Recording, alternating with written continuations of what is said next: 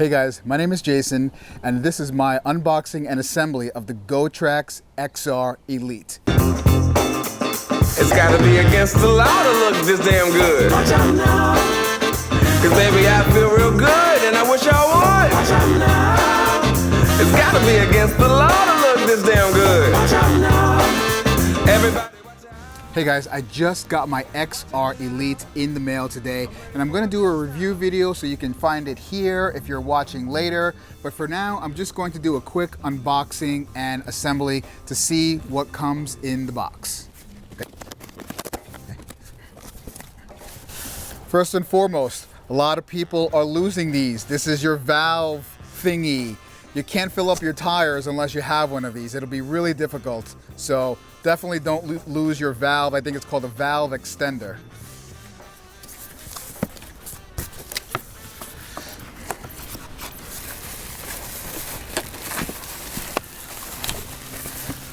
This looks like the console here.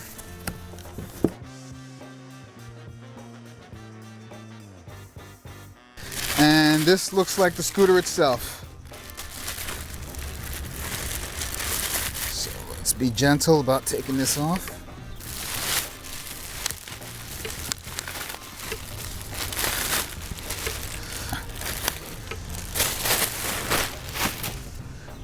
Okay. Hey guys, sorry to interrupt the video, but I wanted to just let you know about the Facebook group that we have for Gotrax scooters. It's run by scooter owners and it's for scooter owners. And in this group, we just do tips, tricks, advice, reviews, and accessories and all different things. We're building a community there. So if you're interested in a Gotrax scooter, or you have a Gotrax scooter and you have some questions or want to just share some content, some photos, some videos, and other stuff related to Gotrax scooters, then definitely come join our group. I'll put the link in the description and I'll see you there. Okay, yeah, I know that was tough coming out of the box, but here's everything that comes in the box. You have the scooter itself, you have the control console here, you have a charger with a power adapter, you have a user manual, you have a valve extender, you have a 44mm Allen wrench, some assembly instructions that came kind of attached here, and the quick start guide, which basically tells you when it's red, it's not fully charged. When it's green, it's fully charged. So let's go into the assembly. Okay, so the first thing you want to do is open up the scooter. So you push down on this little lever down here. It's right behind the hook. Push it down and the tiller comes up. Okay, you should hear a click and you have the red piece. The red bolt here should slide into place so that it locks, okay? So you see that the scooter is sturdy. I can't pull it. Even if I pull the lever, I'm having trouble, okay?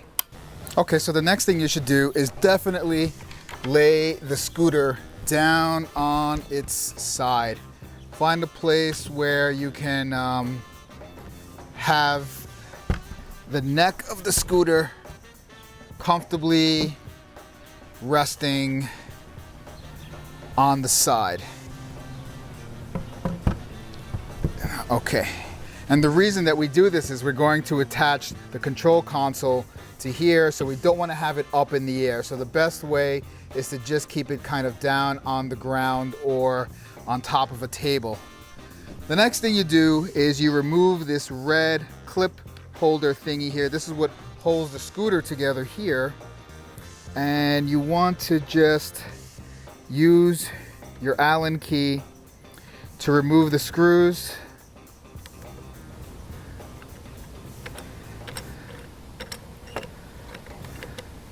Just keep those in a safe place.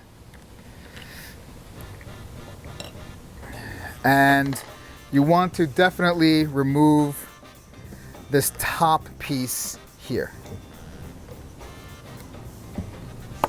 Okay, so what you want to do then is you want to reach inside and carefully pull out some of the wires that are here.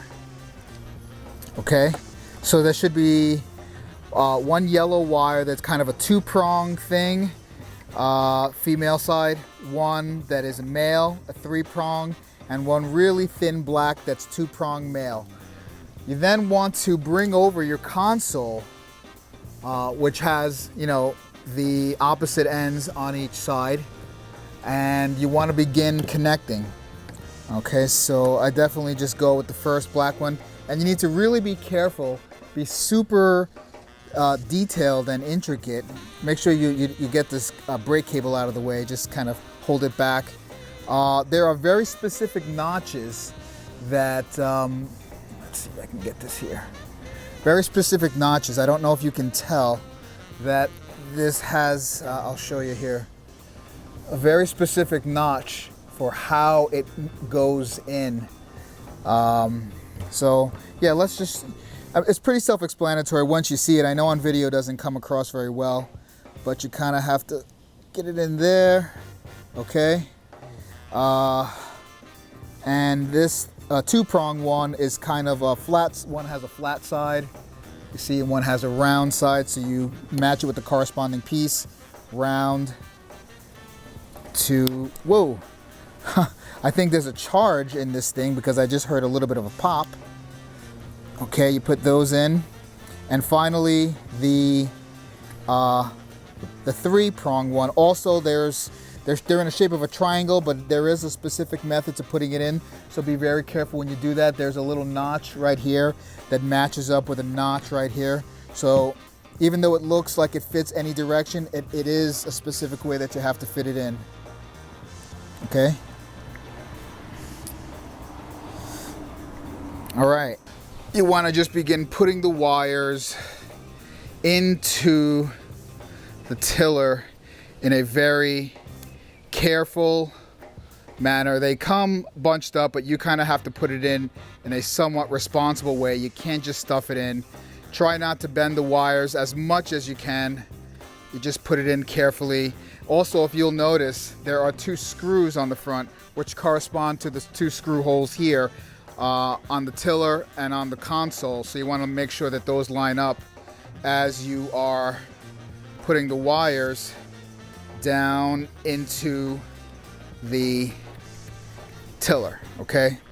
So then you kind of just have to shimmy it back and forth, and you'll see that they line up. What you then want to do is take the screws that you just removed. I'm sorry, you got to put this screw back. I'm sorry, the hook. Then you begin to, nice catch. Put the screws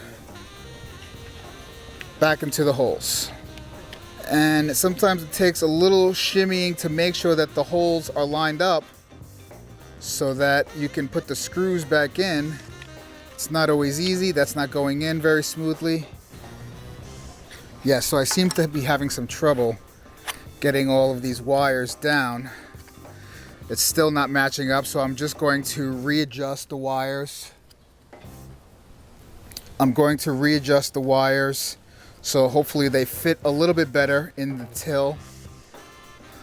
And once again, I'm just going to shimmy down. That looks a little bit better, like it might fit. Then I'll put the screws. I still see that there's a little slack, so I have to really push this down to make sure I get a good fit. You should definitely do this with a friend if you have someone available to help with you, load this in. And you just get this in here until you get it tight, but not overly tight, just, you know, firm, not overly tight. Let's get the top one. Okay, so now let's look at the brake. Okay, so as you can see here, the brake cable is pre-wired into the disc brake, and it runs through the deck, comes out of the deck along here with this really nice threaded plastic material, it looks like. I don't know if you can see it. See that? Threads up into a hole in the tiller, up here and out and up. And so here's where we have to connect it to the brake. So I'll show you how to do that right now. All right, so what we're gonna do here is we're going to take this little metal round lollipop piece on the end. You're going to pull the brake and you'll see it reveals a little slot hole area where you kind of slip that in right there. That holds it in place. You release the brake and let the cable run through this little slot here. Give it a little force until it locks, until it kind of slips around the corner and pulls there, okay? So now you can see that it engages the brake, okay? So I'll show you guys. So you can see that I pull, pull, pull, pull. All right, so there it is. So this is the piece that comes on top of the tail. It comes pre-installed. I don't know if you need to keep it, but definitely just hold on to it just in case. Okay, so before you get started, you definitely want to take off these little stickers so that you can read the display clearly. Oh, it's like peeling off the sticker on an iPhone. Oh, it's so sexy. Let's get this here.